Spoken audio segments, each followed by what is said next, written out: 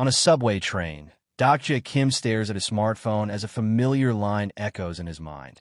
There are 3 ways to survive the apocalypse. Everything is starting to fade, but one thing is certain. If you're reading this, you will survive. He reaches the final page of the web novel, 3 Ways to Survive the Apocalypse, final episode, and can only think, is that really the end? He introduces himself as Dokja, a name that can mean only child, reader, or individualist, a meaning people almost always misunderstand. Flashbacks of his life pass by as he thinks of himself at 28, a graduate of a third-rate college, now a contract worker at a large corporation subsidiary, whose only real hobby is reading serialized web novels on his commute home. His concentration breaks when Sang-yu from HR speaks to him, casually joking that he might disappear into his phone, and Dokja can't believe he's run into the most popular woman at work, someone who usually has men lining up to drive her home. As the ride continues, Sanga studies Spanish, casually explaining a phrase about borrowing money, and Dokja silently marvels at how different she is, studying even on the subway. When she asks what he's reading, he hurriedly hides his screen, The World After the Apocalypse, and awkwardly says he's studying Korean, only to feel further out of place when she mentions her favorite authors, Murakami Haruki and Raymond Carver. His thoughts return to TWSA, the story he's followed for 10 years, since middle school, through bullying, exams, and military service, and he notices the view count is exactly 1. Proof that he alone has read it all this time, a story written just for him. Back in conversation, Senga talks about their contracts ending soon, unaware that she's already been promoted, a natural heroine if life were a novel, while Dokja sees himself as nothing more than a reader. His phone vibrates with a message from the author, TLS 123, thanking him for being the reason the story could be finished and mentioning a contest win, followed by news that the epilogue will become paid content and that Dokja will receive a small gift. At 6:55 p.m., an email arrives titled "Thank you for everything," informing him that starting at 7 p.m., TWSA will become paid content and that this change will help him. Realizing he has only 5 minutes left, Dokja opens his favorites list, only to be met with a message saying no results were found, leaving him staring at his screen as he mutters, that's strange. The pain is suddenly swallowed by darkness, tension tightening the air as Dokja Kim stares in disbelief at a floating creature that looks exactly like a Dakibi from the novel he just finished. 2 small horns, a downy body wrapped in straw, too strange to be a fairy, too malicious to be an angel, and far too innocent-looking to be a devil.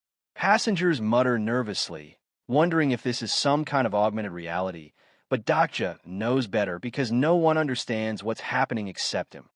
This Dakibi appears exactly as described in the opening of 3 Ways to Survive the Apocalypse. Hovering in the center of the carriage, the creature speaks in a garbled language before cheerfully fixing its settings and asking if everyone can hear, laughing as office workers and wannabe actors shout complaints and demands. Amused, the Dakibi remarks that it was told putting up the paywall around 7 p.m. would bring the most customers, and in that moment Dokja becomes certain he knows how this story unfolds, urgently warning Sanga not to move. The creature's eyes suddenly glow red as its patience snaps, and with a deafening command for silence, a passenger's head explodes in a sickening splatter of blood, proving this is no movie, dream, or novel, but a twisted reality none of them recognize. Dokja's doubt finally vanishes as blood spreads across the floor, and when Mr. Han from the finance team desperately offers money in exchange for freedom, the Dakibi only smirks, explaining that money has meaning only within human space-time before burning it and threatening his life. Then a digital screen flickers into existence. Channel #BI 7623 has opened, as the Dakibi announces the arrival of the constellations and warns that their debt is already growing, encouraging them to earn their keep themselves. A notification rings out for everyone, revealing main scenario number 1. Prove your value, a low difficulty mission with a simple condition. Kill 1 or more living organisms within 30 minutes for a reward of 300 coins, with death as the penalty for failure. Laughing lightly, the Dakibi wishes them luck, eager to witness what kind of story they will create. The subway car, as Sangyu desperately checked her phone, shouting that the police won't answer, only for Dokja Kim to tell her to stay calm and remind her of the Apocalypse game her development team has been working on, the one where only a handful survive, insisting that they're inside that game now and that every game has rules they need to understand. As he takes in the scene, a Dakibi with antennae, bodies strewn across the cabin, office workers drenched in blood, Dokja realizes that 3 ways to survive the apocalypse, the story he's read for 10 years, is unfolding right in front of him. A tall, muscular man steps forward and commands everyone to calm down, identifying himself as Army Lieutenant Hyun-seong Lee from Unit 6502 and claiming authority after receiving a Level 1 national emergency alert, while Dokja silently recognizes him as Steelblade, Hyun-seong Lee, a major supporting character who shouldn't have appeared until later, realizing something is already wrong. The passengers then crowd around a phone broadcasting the Prime Minister, who begins a speech about terrorist attacks and government response, only for his head to suddenly explode on screen, as the Dakibi floats above them and mocks their disbelief, declaring that if they want a game, the difficulty will increase. With a snap of its fingers, the main scenario timer rapidly drops, a system message announcing they now have only 10 minutes left, followed by a cruel penalty. If no one dies within 5 minutes, every living organism in the cabin will be killed.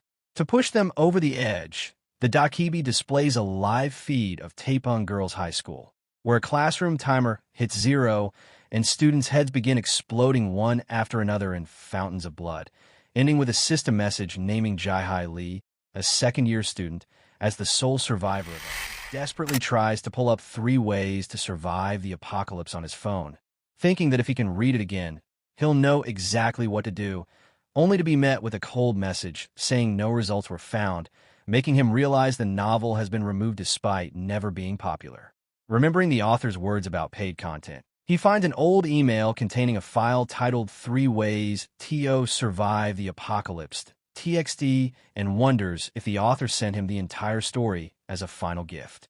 As digital notifications flash before his eyes announcing that every survivor has received a special attribute and linked skill, Dokja treats it like a game, trying and failing to open his attributes window before opening the text file instead, triggering a new message that his attribute has activated and he can now read at an accelerated speed. He tears through the opening chapter in seconds and freezes as a horrifying realization hits him. The protagonist of the prologue was in cabin 3707, but he's in cabin 3807, prompting him to check the novel's description of his own cabin, which coldly states that only 2 people will survive there. Instantly, Dokja knows who they are, Hyun-seong Lee and Namwon Kim, meaning everyone else in the cabin, including himself and Sangha, is fated to die. As chaos erupts, Namwon Kim violently attacks an elderly woman, shouting that the army won't save them and that someone has to die, and soon other passengers join in, driven by the terror of the ticking clock. Watching it unfold, Dokja feels like he's reading the novel itself, knowing that Namwon Kim is the one who shatters society's fragile morality and that the nameless old woman is destined to become the first victim. When Sangha tries to rush forward to stop them, Dokja grabs her and tells her to stay put, warning that she'll be killed if she interferes, and when she protests, he makes her a promise that if she listens to him just this once, he'll never bother anybody out of fear or indifference, but because he's been waiting for the exact right moment. And as the timer drops to 7 minutes and 32 seconds, Dokja finally, the sound continues and violence erupts inside the subway cabin. Dokja Kim lunges through smoke and chaos, intercepting Namwon Kim as he assaults an elderly woman, drawing a furious curse in response. Though Dokja knows it may look like he acted to save her when in truth he was aiming for something more. Ignoring Namwon's rage, he desperately searches the floor, finds a small object, and presses into the trembling woman's hand, telling her to hold on tight before turning to face the bloodthirsty crowd. He shouts for everyone to stop, warning them that killing the old woman won't guarantee survival, forcing the passengers to hesitate as he calmly lays out the logic. If one death buys time, what happens next, and who will they kill after that? The person standing beside them? When someone snarls that they'll kill him next, Dokja doesn't flinch, instead asking why they should gamble their lives when there's a way to clear the scenario without becoming murderers. As Namwon scoffs and demands how, Dokja reveals the loophole. The scenario never said they had to kill a human, only a living organism, and holds up a bug collection box, explaining that insects are enough to meet the condition. The realization spreads through the cabin, but before anyone can act, Namwon snatches the box, crushes the insects without hesitation, and tosses it aside with a laugh as the system announces the first kill has been completed. Dokja is startled by his own reaction, wondering why he's smiling and why his heart is pounding with excitement, when a digital window suddenly opens, revealing Namwon Kim's character profile, an edgelord with dangerous adaptability and a fully awakened dark side, someone best avoided. Instead, Namwon turns to Dokja with unsettling interest, accusing him of wanting to watch everyone struggle for survival, as a system message announces Namwon's interest in him, followed by a blunt offer to team up. Dokja glances at the timer. 2 minutes and 59 seconds. Subway cabin. Dokja Kim calmly rejects Namwon Kim's offer of an alliance, saying he works alone, knowing that while teaming up would guarantee short-term survival, his knowledge as a reader and seeing Namwon in person makes it clear how dangerous he truly is. When Namwon moves toward the elderly woman again, intent on finishing her off, Dokja blocks his path and grabs his arm, listening as Namwon sneers about unfinished business and mocks him for suddenly playing the hero. As the digital timer ticks down past 1 minute and panic consumes the cabin, passengers scramble desperately to find anything alive to kill, shouting as they chase unseen targets, while Dokja locks eyes with Namwon and calmly asks what if there's a way to clear the scenario without killing a human, or even an insect. Before Namwon can fully react, Dokja makes his move, and with a sickening squelch, system notifications flood his vision, announcing that he has killed living organisms and earned bonus coins again and again, quietly exploiting what others failed to notice.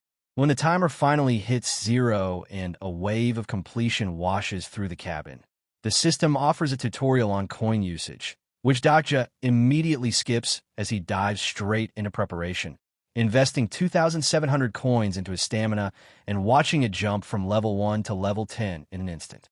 As his strengthened body settles and the notifications fade, Dokja realizes the truth with chilling clarity. The first scenario is over, and now the real nightmare begins. Stench of blood hang thick inside subway cabin 3807 as the Dokja floats back in, surveying the carnage with open fascination and commenting on the mess left behind during its brief absence. While the system announces that main scenario number 1, Prove Your Value, has ended, leaving only 5 survivors: Sang-yu, Hyun-seong Lee, Myongo Han, Gilliong Lee, and Dokja Kim. As Myongo Han grovels on the floor, begging to be saved and insisting that human lives still matter, Dokja coldly asks why he should care, stating that those rules belong to the old world and that this new world demands new ones. Wiping the blood from his face, Dokja looks over the bodies and admits to himself that he could have saved them, that the guilt is real, yet what unsettles him most is how calm he feels, as though he's merely reading the novel instead of living inside it, a thought punctuated by system messages revealing he slaughtered 124 living organisms, 1 grasshopper and its eggs, earning the Decimator achievement and 3,500 coins after deductions. When the train starts moving again, some passengers cling to the hope that they're heading home, but Dokja gazes out the window to see a massive snake-like ichthyosaur coiling through the Han River, fully realizing that the world they once knew has collapsed and that he alone knows how this story ends. Watching the Dokja gleefully check channel statistics, Dokja senses the presence of 21 constellations observing them, cosmic spectators orchestrating this tragedy as entertainment, and while 2 feel hostility toward him over Namwon Kim's death, others are clearly impressed, rewarding him with additional coins. As Sangha thanks him for the bug cage that saved her, Dokja brushes past the gratitude and instead approaches the young boy Gilliong Lee, offering to team up, just as the Dokja announces that the survivors are now eligible for Constellation sponsorship, praising them for proving that even bugs deserve to live. Dokja knows what a sponsor truly means and understands that none of them are strong enough to survive the next scenario alone, and as the Dokja urges them to experience it firsthand, A digital selection screen slowly materializes before them. Scenes rise before the survivors in subway cabin 3807, and while everyone else stares in confusion, Dokja Kim immediately understands the weight of the names listed on his sponsor selection screen. Powerful constellations offering their backing, far more than most incarnations ever receive, making him realize just how closely he's being watched. When Sangayu turns to him in panic, admitting she doesn't understand any of it, Dokja calmly tells her to think of it like an aptitude test, to choose what feels right or wait if she's unsure, knowing full well that constellations are nothing more than cosmic spectators of a cruel reality show, granting power in exchange for the pleasure of watching human struggle.